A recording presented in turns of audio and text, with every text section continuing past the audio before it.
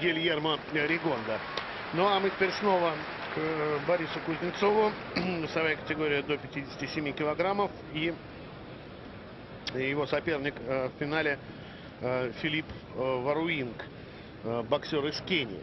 Михаил Яковлевич, ну вам, наверное, приходилось в карьере своими с многими африканскими боксерами сталкиваться. В общем, на Олимпиаде это всегда некоторое удивление, потому что мы просто их не очень хорошо знаем.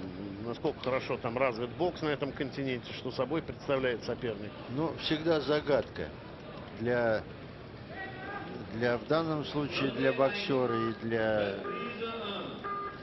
страны тоже. Олимпийские игры собирают со всех континентов спортсменов, и это является загадкой для многих. Но надо сказать, что вот Филипп Варуинг как раз, наверное, не относится к числу тех, кого знали плохо. Почему? Потому что он уже завоевал бронзовую медаль в этой весовой категории на предыдущих Олимпийских играх в Мехико. И более того, это редкий случай в истории бокса, возможно, вообще единственный, когда боксер, получивший бронзовую медаль, получил на Олимпиаде трофей Вола Баркера. То есть признан был самым техничным боксером. Кенийец. Но высшая награда в боксе Вола Баркера.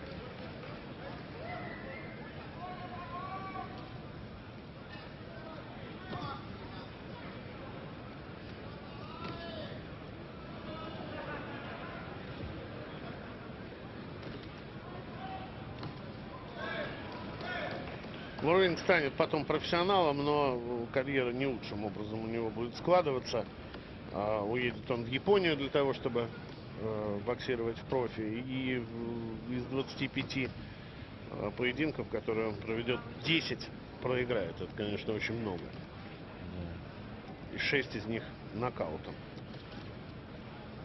Ну и дважды будут бороться за титул чемпиона мира, и оба раза проиграют. Здесь же немножко другая ситуация относительно полуфинала. Если Андреш Боташ был перекрыт и боялся Бориса Кузнецова, то Варуинг, во-первых, повыше, совершенно другой комплекции. Выше и заметно, и длинные руки, и Борису не так просто подойти. Но, я вам скажу, он свои руки как бы не использует так.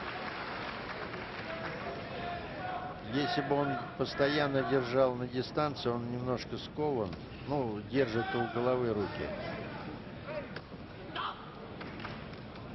Удар открытой перчаткой.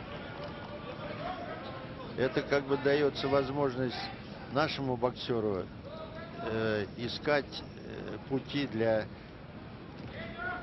того, чтобы открыть боксера и нанести свой удар. Тут надо сказать, что преимущество в опыте здесь, возможно, уже на стороне кенийца, потому что это вообще третья для него Олимпиада. Впервые-то он появился в 1964 году на Олимпийских играх.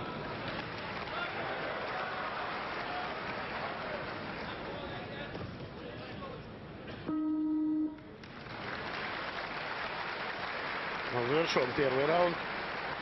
Честно говоря, пока мне сложно отдать кому-то предпочтение.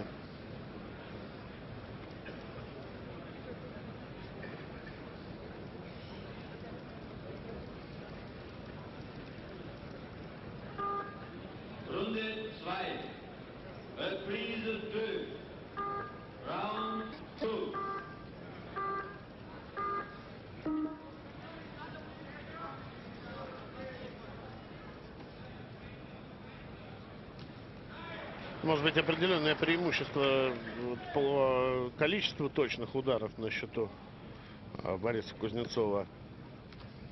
Но вот видите, тоже попадает иногда Варуинг. Он хорошо закрыт.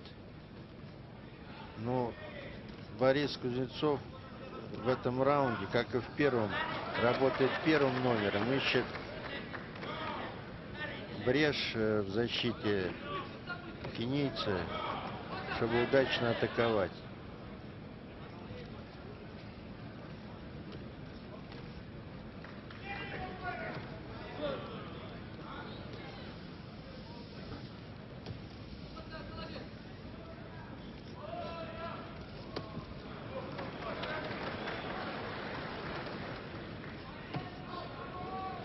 очень такие растянутые атаки у Варуинга. И если он пошел вперед и не ударил, то есть не попал, он же не успевает закрыться. И вот эту контратаку Кузнецова перехватить. Сейчас как раз 2 раза примерно по одному и тому же сценарию все произошло. Но, правда, затем Кузнецов 2 удара пропустил.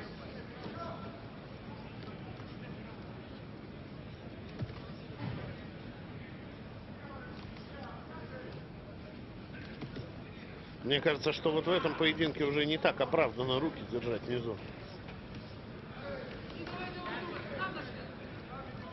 То есть где-то, может быть, чуть внимание не такое большое Кузнецов уделяет защите.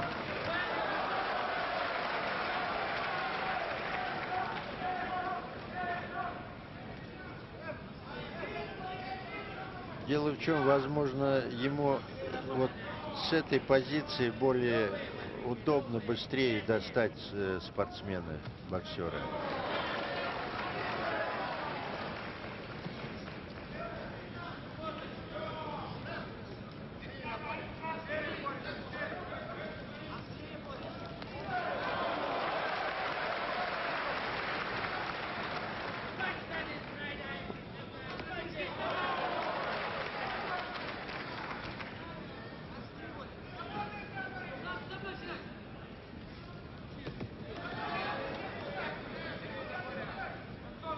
В этой весовой категории 2 олимпийских чемпиона у сборной Советского Союза уже были. В 1956 году Владимир Сафронов выиграл золото, а 8 лет спустя, в 1964 году, Станислав Степашкин.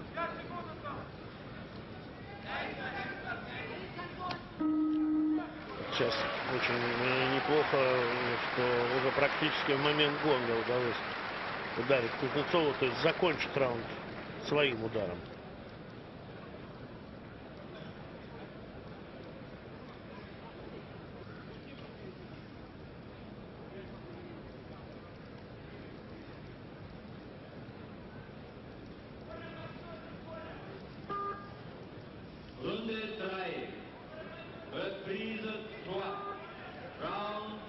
Третий заключительный раунд.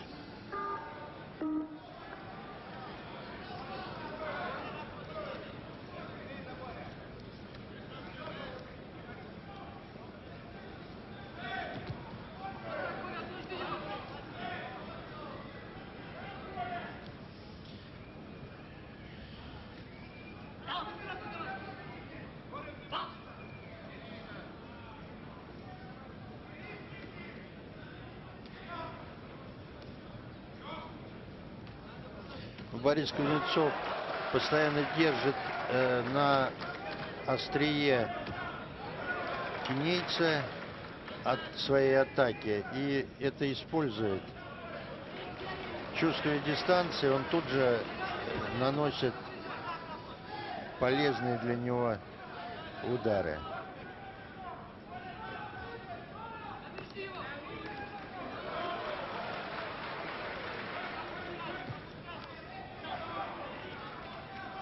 Мне кажется, что африканцу немножко не хватает решительности. Он боксирует, ну, условно, держа в голове такой принцип. Я шучу, конечно, но возникают такие мысли, как бы что ни вышло. Несколько хороших ударов Кузнецов наносит. Надо только отходить успевать после атак, потому что длинная рука у Варуинга, и, разумеется, на выходе он достает. Тем более, что еще и шаг вперед стал делать, то, чего не делал в первых раундах.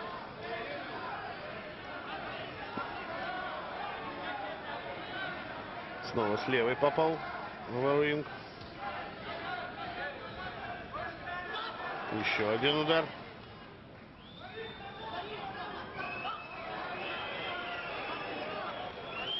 Замечание углу. Слишком громко тренеры себя ведут.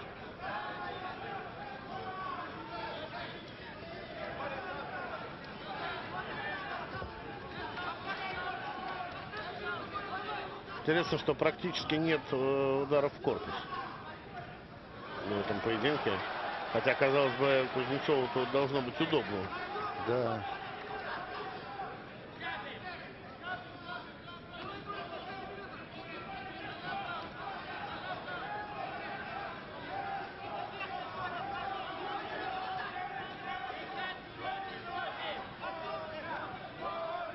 чувствуется напряжение. Вы слышите, как, наверное, члены нашей сборной там скандируют «Боря, Боря».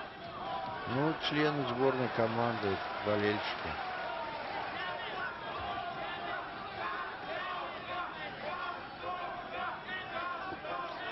Все время держит его в напряжении и тут же атакует, то есть не дает шансов атаковать кенийцу. Услышал, по-моему, Борис Кузнецов, как ему подсказали, что пошла последняя минута раунда, и концовку провел лучше. Поскольку мы с вами уже знаем счет, то, наверное, нет смысла тут особенно держать зрителей в неведении. Со счетом 3-2 Кузнецов одерживает победу, становится олимпийским чемпионом. И как вы считаете, вот действительно ему помог тот факт, что, скажем так, последние полминуты заключительного раунда он явно выиграл? Ну, третий раунд заметно за ним был. Первые два раунда как бы позиционная борьба была, но в то же время минимальное преимущество было Кузнецова. А вот третий раунд, если вы увидели, он просто был постоянно в атаке, не давал никаких шансов атаковать и контратаковать своему оппоненту.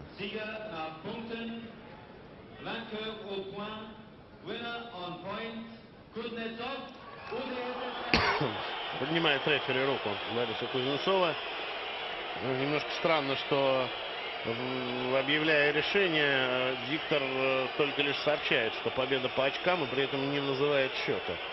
Но зал, вы слышите, зал недоволен.